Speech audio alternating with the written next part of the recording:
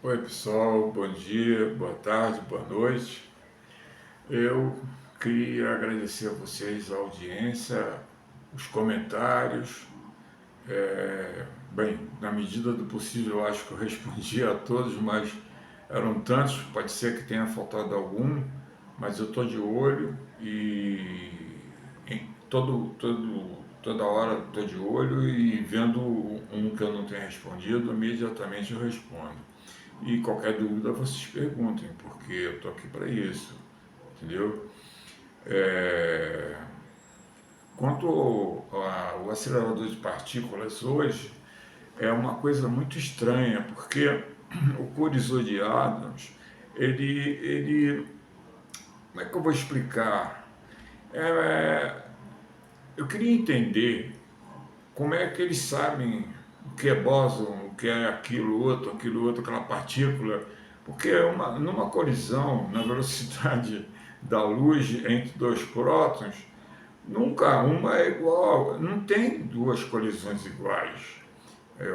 Você, para poder é, fechar que existe uma partícula dentro do próton, claro, você destrói o próton todo, vai ter partícula de próton, não partícula subatômica, vai ter caco subatômico de próton. A realidade é isso que acontece.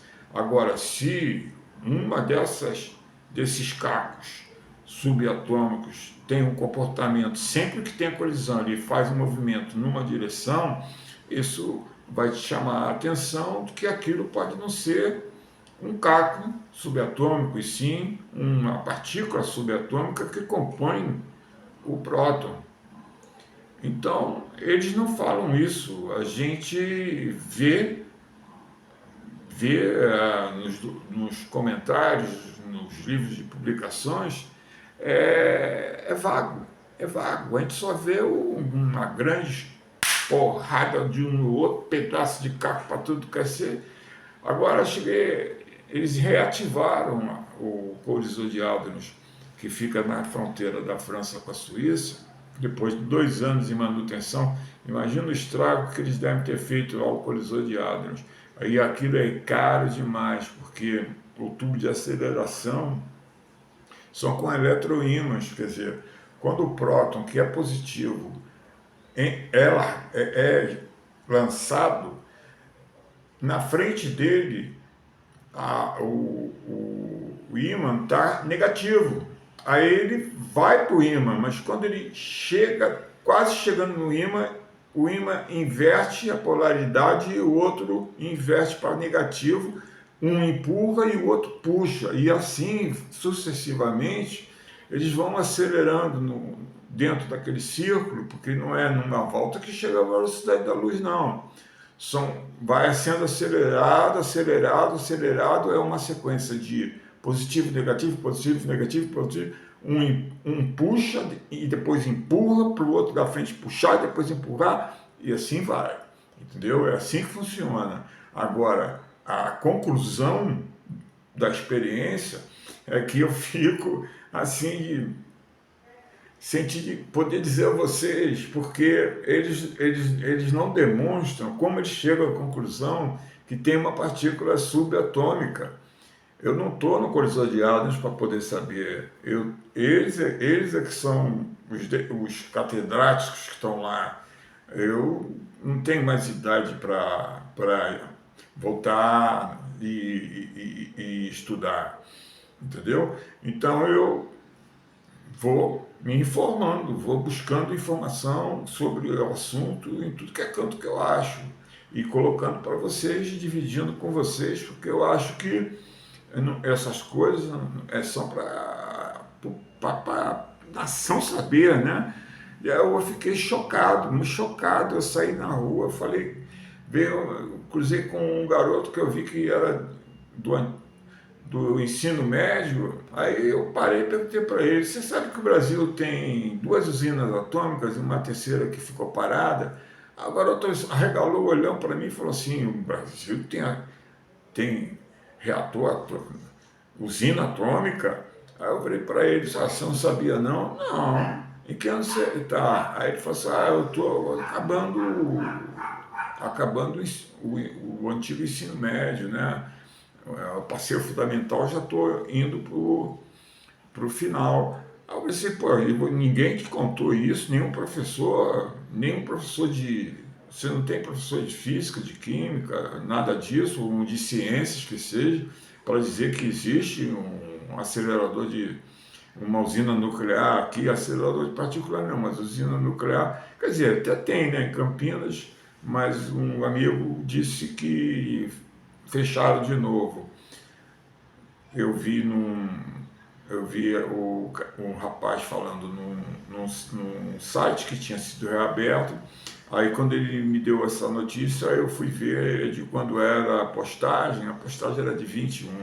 Então nós estamos em 24, cara. Aqui no Brasil nada se sustenta, isso dói o coração. E quanto ao acelerador de partículas que nós tínhamos na PUC para estudar, né? Porque eu entrei em física, mas como eu estava na época que eu fui ao acelerador de partículas, comecei a fazer computação em COBOL e Fortran, que isso me serviu depois no meu trabalho no banco, né, do Brasil. Uma coisa muito interessante, cara.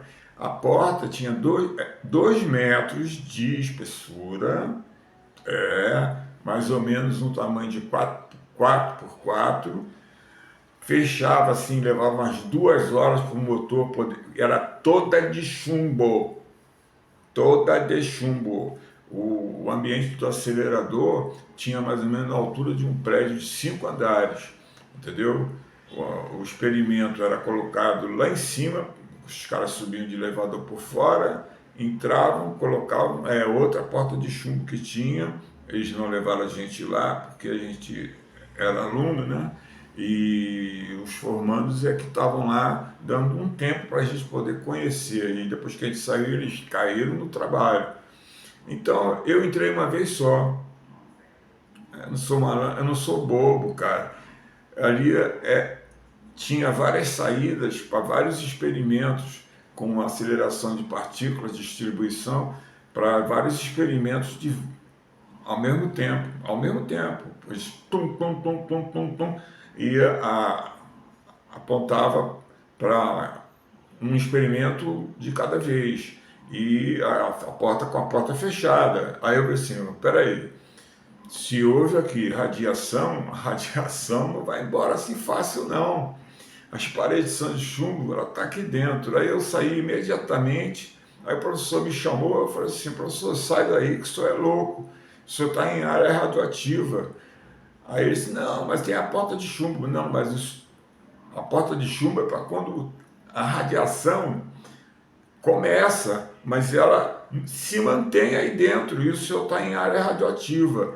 Aí o professor regalou um olhão para mim e tirou todo mundo lá de dentro e mandou fechar a porta. E depois ninguém mais foi lá. Aí eu falei assim, pô, quero me meter no meio da radioatividade de graça, porque eu estou pagando a faculdade para morrer, pô. Aí, então, quando eu botei o pé, que eu vi o que era, eu voltei na mesma hora e fiquei do lado de fora. E fiquei fora do caminho da porta. Eu voltei lá para a entrada, lá atrás. Mesmo assim, com certeza eu recebi, não letal, né, porque eu estou vivo até hoje, mas recebi radiação, ou sobra de radiação, né, como se diz. Bom, até minha esposa teve câncer de seio e ela tomava quimioterapia. A quimioterapia é radioativa, né? E eu ficava do lado dela, segurando a mão dela, dando apoio emocional, moral. Poxa, câncer de mama que ia ser operado, ela teve, quando foi detectado, foram fazer uma intervenção, o seio dela duplicou de tamanho, ela não pôde operar, aí teve que tomou 4 tratamentos com a injeção que é radioativa, né? Aí o seio ficou menor do que era antes. Aí operaram ela, tiraram o tumor, ele não era um tumor violento, mas foi tirado na fase ainda que ele estava começando e não tinha ainda Eles tiraram, por causa da idade dela na época, que era 45 anos, eles tiraram todas as glândulas aqui das axilas, que é para não entrar no sistema biológico da gente, né? E não espalhar, porque a bola da vez, depois do seio, é o pulmão, depois vem o fígado, e vai descendo, entendeu? Para subir já tem que começar lá em cima com o tumor. Daqui não tem, o médico que era amigo nosso explicou, e é assim, cara, a radiação é uma coisa muito perigosa. Então, ela, a bomba de Hiroshima, ela, ela matou mais gente depois que explodiu do que na hora que explodiu, porque os japoneses, eles não se acautelaram, não tinha como se acautelar, e eles não sabiam que eles viram um avião, mas isso era comum.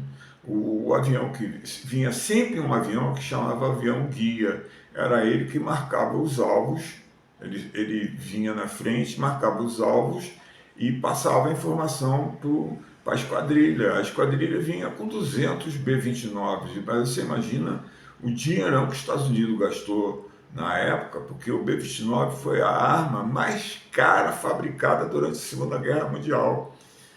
Caramba, você pensa num porta-aviões, aí pensa num avião, você, o avião é mais caro do que um porta-aviões. Era, entendeu? Até uma frota de submarino era mais barata do que aquele avião. E quando perdia um avião daquele, cara, era um prejuízo violento, que era coisa assim de milhões de dólares o avião. Foi desenvolvido especialmente para atacar o Japão.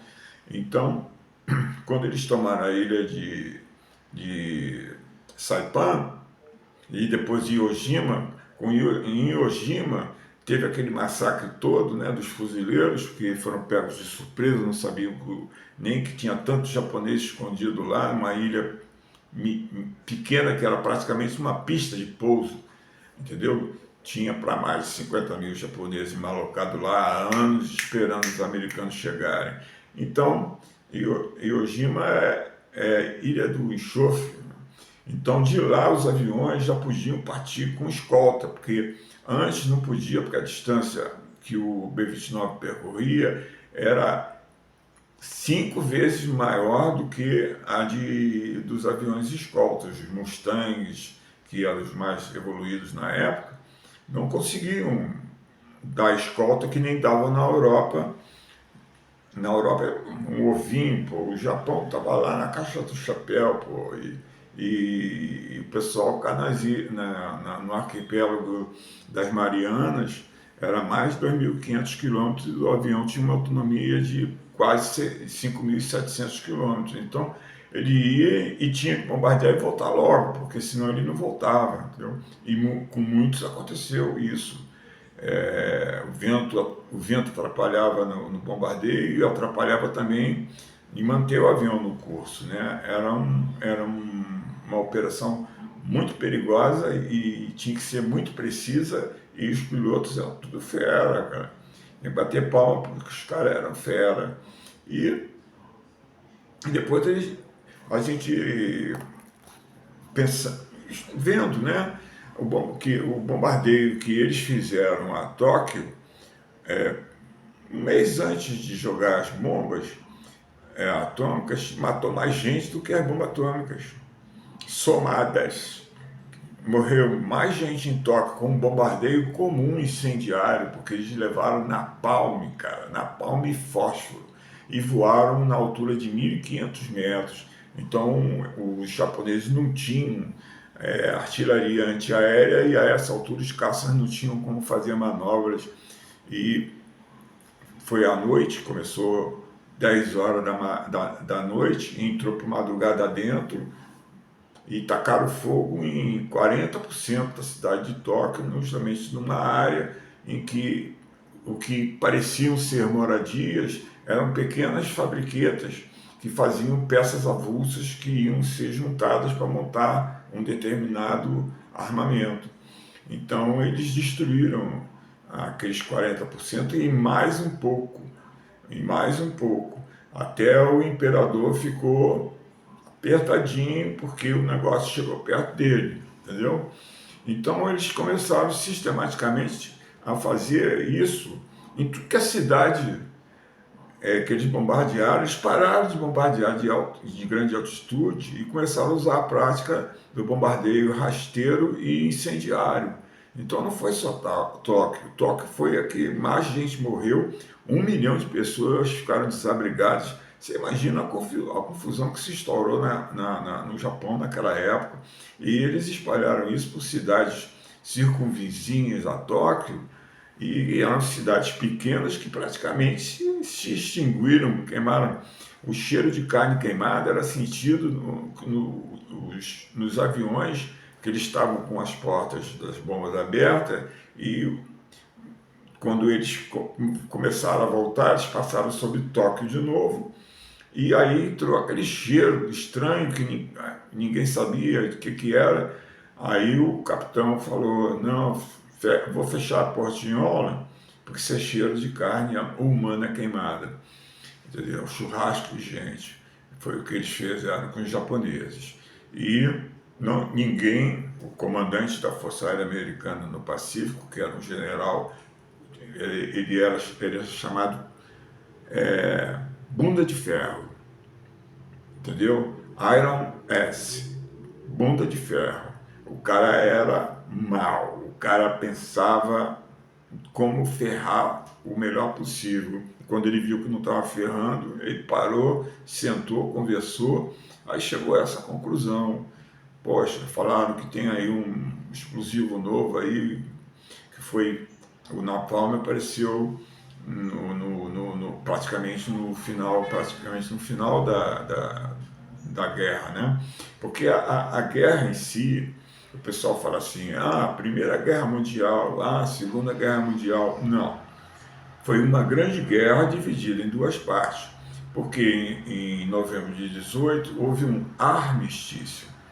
Armistício não é rendição, a Alemanha não se rendeu na primeira parte, a Alemanha nem invadida foi, nem a França foi invadida. A Bélgica, Holanda, não foi porque era neutra. Os holandeses disseram que iam estourar todos os diques, que iam morrer todos afogados, mas todo alemão que estivesse lá ia morrer afogado também. Então eles respeitaram a neutralidade da Holanda na Primeira Guerra por causa disso. Já na Segunda, eles destruíram a cidade de Roterdã, que eles disseram que não iam bombardear, chegou de noite, bombardearam e destruíram praticamente a cidade toda. Quer dizer, o povo estava todo na cidade, porque nem tinha abrigo antiaéreo, porque a Holanda não estava nem pensando que ia ser bombardeada, né? Então, essas atrocidades sempre acontecem numa guerra, e você vê agora o que está acontecendo lá em Gaza, pô, coisa horrível. Os caras estão usando bombas com explosivos mais evoluídos do que a dinamite, o TNT, a nitroglicerina, que tem mais potência. Então, as bombas que eles estão jogando são como se fossem... A bomba atômica, ela não tinha 40 toneladas de peso. O avião nenhum ia conseguir levar essa bomba. Já foi difícil levar a bomba em si por causa do tamanho dela. Mas o peso dela não ia ser viável. A capacidade de destruição que ela causou seria idêntica se você tivesse explodido na cidade ou jogado na cidade 40 toneladas de dinamite, entendeu? Então, agora lá em Gaza, os israelenses estão usando foguetes para bombardear Gaza e bombas que tem a capacidade destrutiva igual da bomba atômica de Hiroshima, só que não é bomba atômica, cara, é bomba, mas só que faz o mesmo estrago que a bomba atômica. Então, se isso não é perversão, cara, coisa boa não pode ser, né? o cara sabe o que está fazendo, o piloto sabe o que está fazendo, o bombardeador, o cara da mira, o radar, o orientador sabe que eles vão jogar bombas praticamente com poder atômico, sem ser com a radioatividade, porque eles não querem tornar nada radioativo lá, porque eles querem liquidar com os palestinos. Então, rapaz, é muita coisa que eu vou contar para vocês da Grande Guerra. Eu estudei muito a respeito da Grande Guerra, muita coisa, assim, muita coisa. Eu posso até lançar um tchan para vocês. Hitler não se suicidou. Ah, não mesmo, ele fugiu. A última vez que Hitler foi visto foi no dia do aniversário dele, 20 de abril. Aí disseram que ele se matou no dia 30. Ele matou a esposa dele, Eva Braun, e depois deu um tiro na cabeça. Eu não consigo ver aquele maluco tirando a vida dele, se tendo uma chance de fugir, porque os russos ainda estavam longe da chancelaria, eles só bombardeavam a chancelaria. E Hitler, no dia 20, que era o dia do aniversário dele, quando ele fazia 56 anos e parecia ter 80, você vê como é que a guerra destruiu a vida do Hitler também, né? A maldade corrói por dentro, acaba com o cara. E ele, praticamente, ele assinou embaixo um acordo com porque os americanos não invadiram Berlim. Por quê? Todos eles não queriam pegar Hitler. Os russos estavam doidos para pegar Hitler, entendeu? Aí os americanos, não, por que não? Porque Hitler já tinha feito um conchave com a SS, que é a Organização de Serviço Secreto Americano, né? Que depois se tornou a CIA, e ele disse que na cidade de Kérvia, perto a 350 quilômetros de Berlim, tinha uma mina de sal que a 650 metros de profundidade já tinha uma parte de tudo que eles roubaram dos países que eles conquistavam e de quem eles prendiam, entendeu? Principalmente dos judeus. Eles limparam o bolso de todos os judeus da Europa, limparam os bolsos. E então, os americanos sabiam que tinham vários lugares onde estavam, eles acharam 100 toneladas de ouro, pedras, prata, platina, dinheiro, quadros, pinturas alemães, e não eram as francesas que tinham sido roubadas de Paris, entendeu? Do Louvre.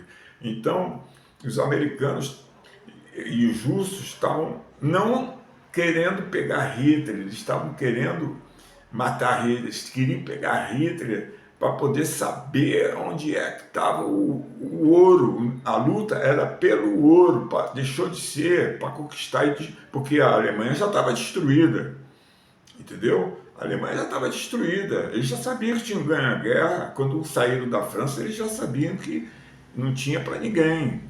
Estava, dois exércitos enormes, um de cada lado da Alemanha, com toda a estrutura industrial protegida, e a Alemanha com a estrutura o Vale do Ruhr foi invadido pelos americanos e ingleses. Então, praticamente os alemães não fabricavam mais arma nenhuma, né?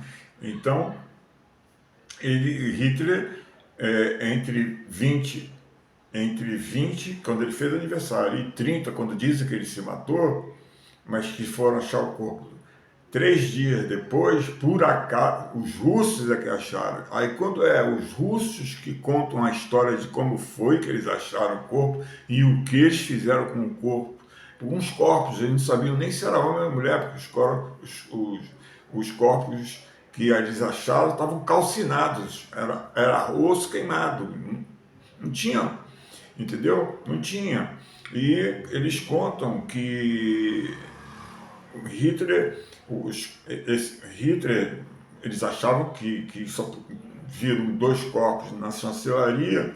Ó, o que mais tinha em Berlim naquela época era mulher e homem morto na rua, né? Pegava 2 e queimavam, enterravam, queimavam e jogavam terra por cima depois.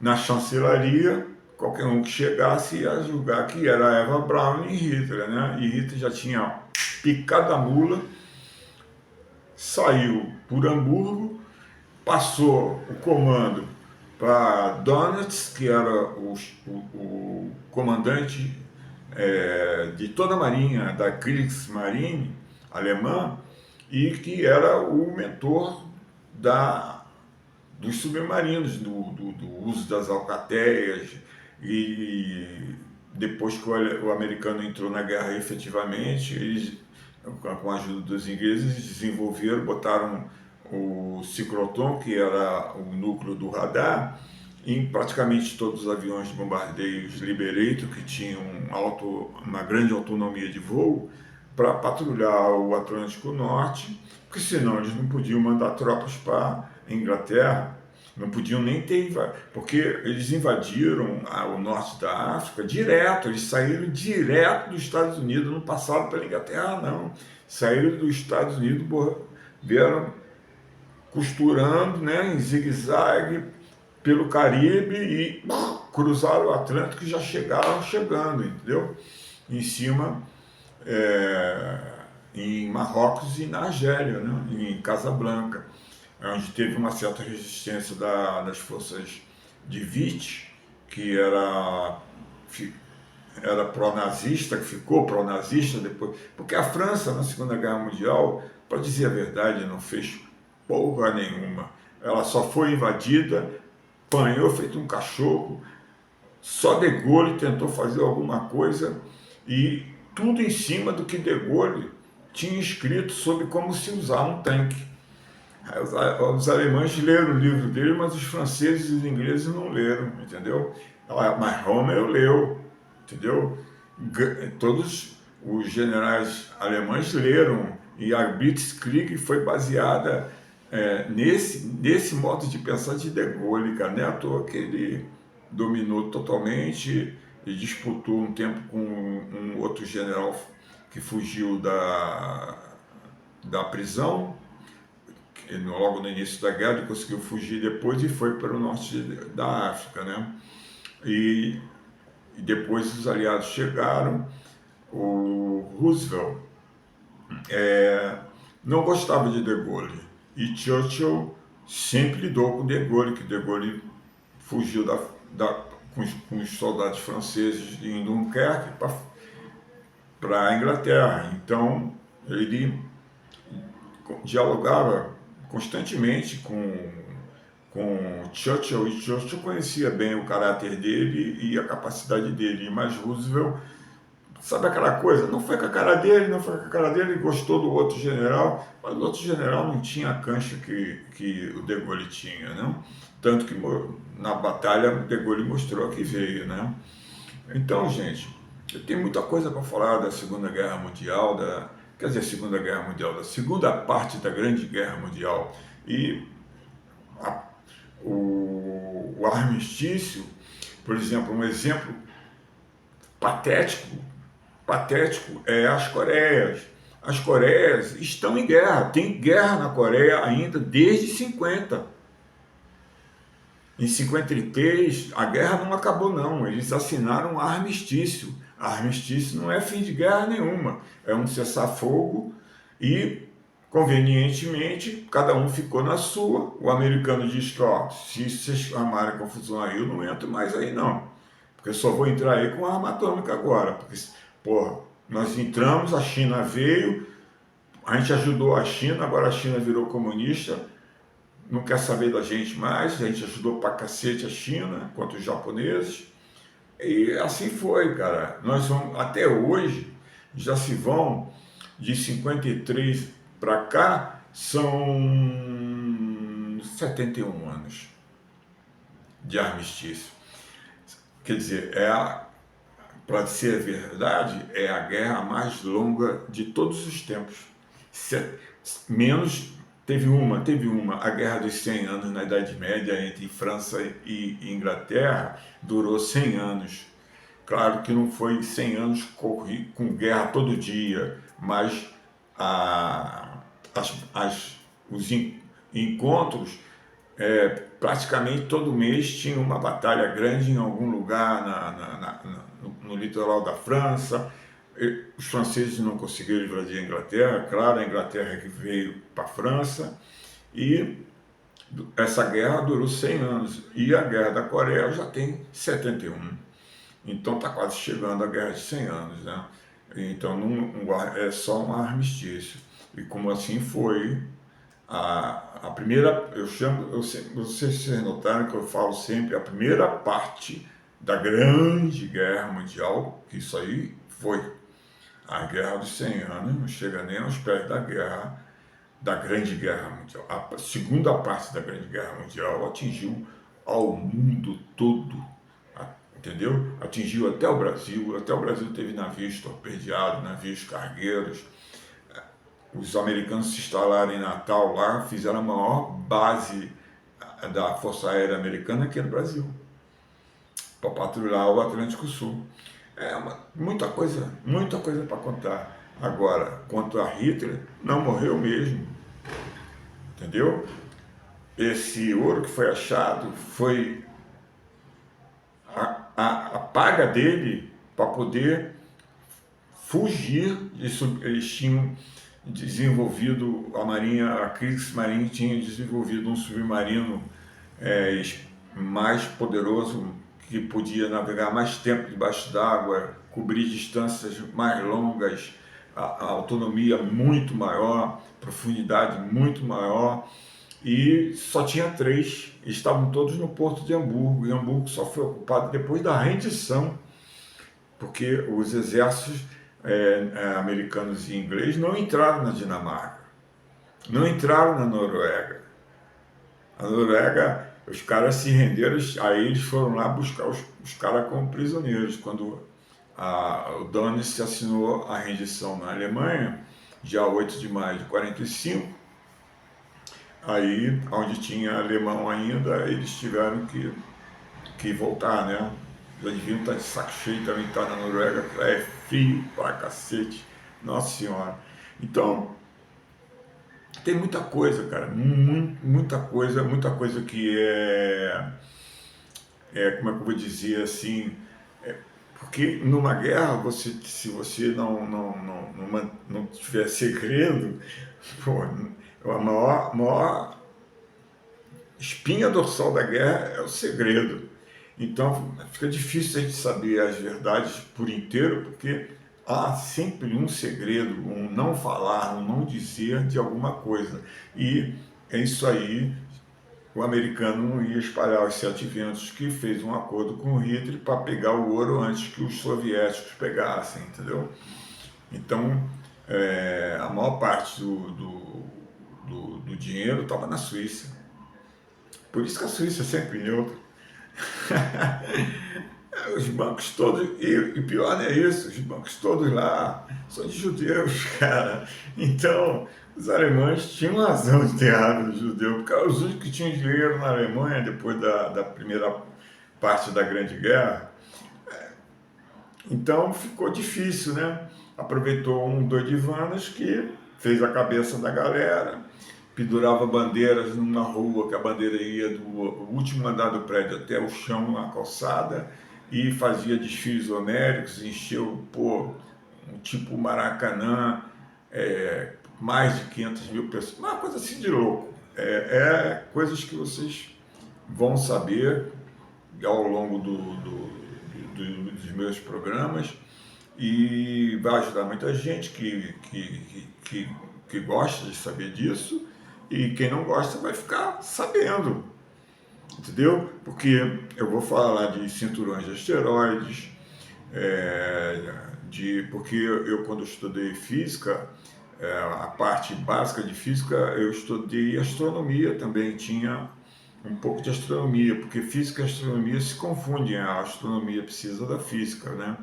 Então, as aulas eram dadas no planetário da Gávea, Malandro, tem aula no planetário da Gávea sem pagar o planetário, pagando a faculdade, é claro, mas sem pagar o planetário. A gente tinha aula com o professor Fera, o cara era fera, eu reconheço isso, e a mim foi dado um. Vocês todos sabem o que quer dizer CDF, né? Não precisa. Eu acho que vocês sabem, pelo menos os da minha faixa um pouquinho para baixo, deve saber o que era CDF. Só que eu recebi o título honoris causa de CDI. Aí você me pergunta, o que quer dizer CDI? Eu vou dizer o que é CDF, é cu de ferro, né? O outro era bunda de ferro. Eu era chamado de cu de ferro, uma boa, nunca liguei. Aquilo até me sentia até satisfeito do reconhecimento. Então, eu, por ter tirado 10 em duas provas de biologia, quando a nota mais próxima da minha foi 2, eu recebi o título honoris causa de CDA, cu de aço inoxidável. Então, essas coisas que sim, a gente guarda dos tempos bons da juventude da gente, né?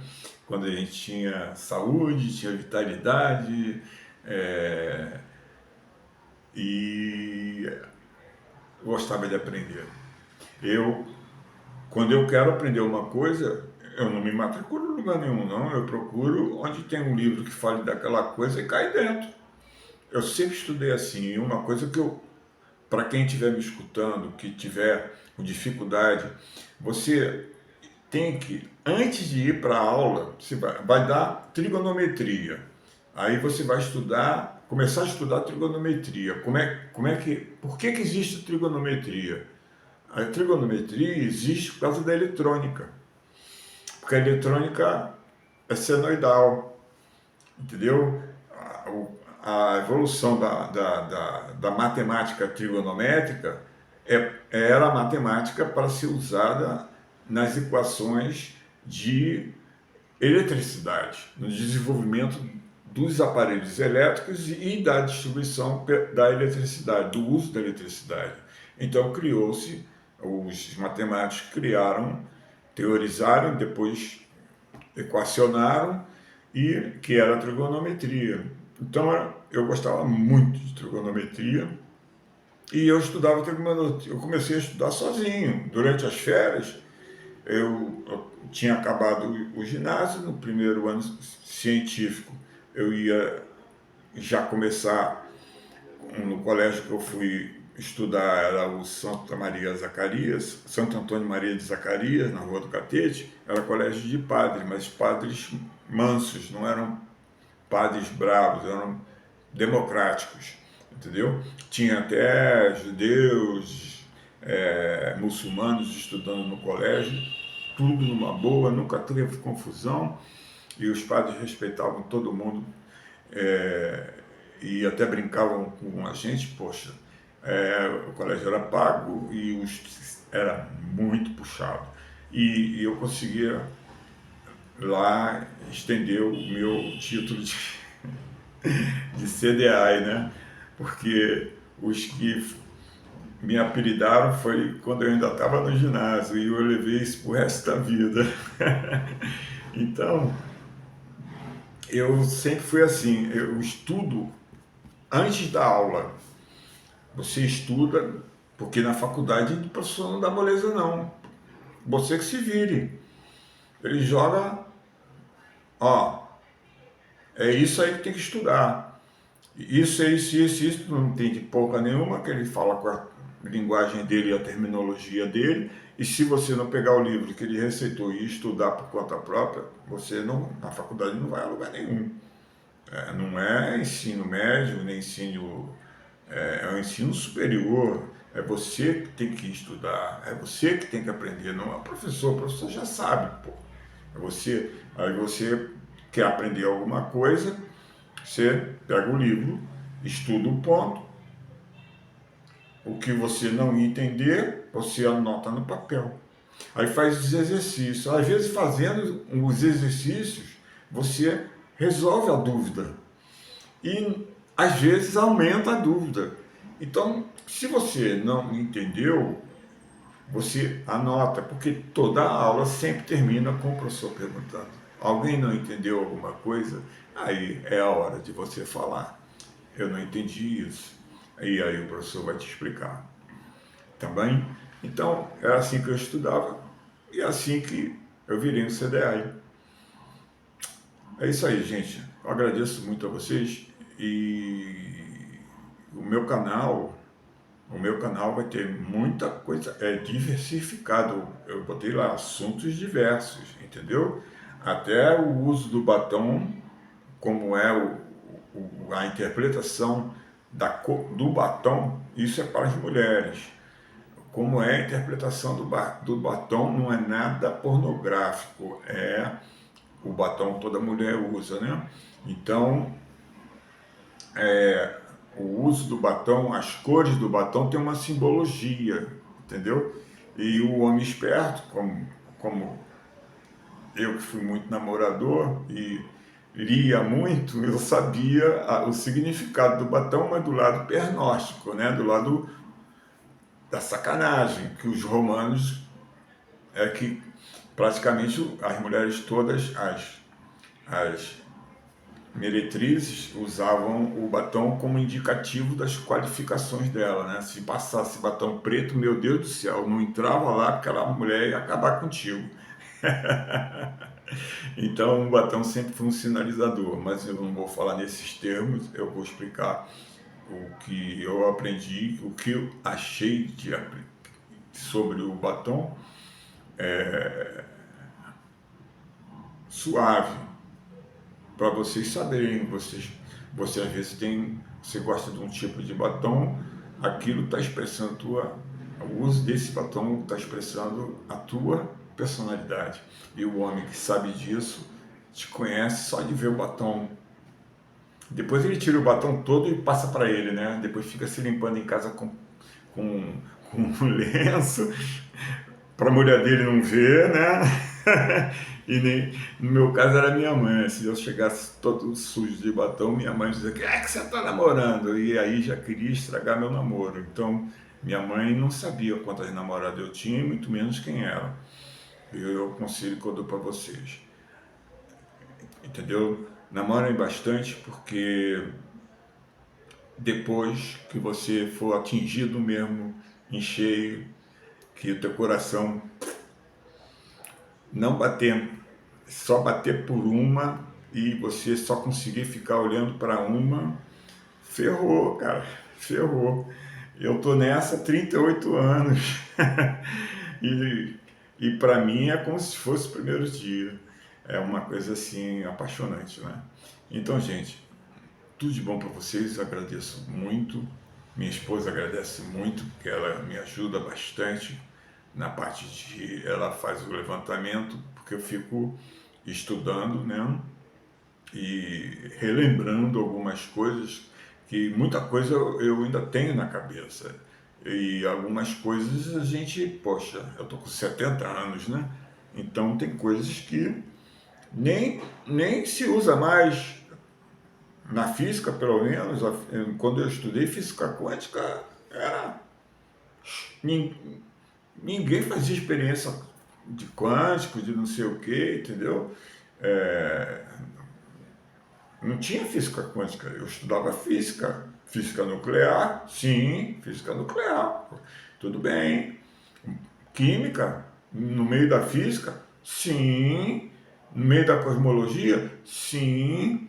Aí com isso, a abrangência foi grande, né? E quando eu gostava de uma coisa, eu pegava e metia a cara e estudava por conta própria, porque eu me acostumei assim e sou assim até hoje, tá bom? Um grande beijo para vocês e saúde, que isso é que interessa.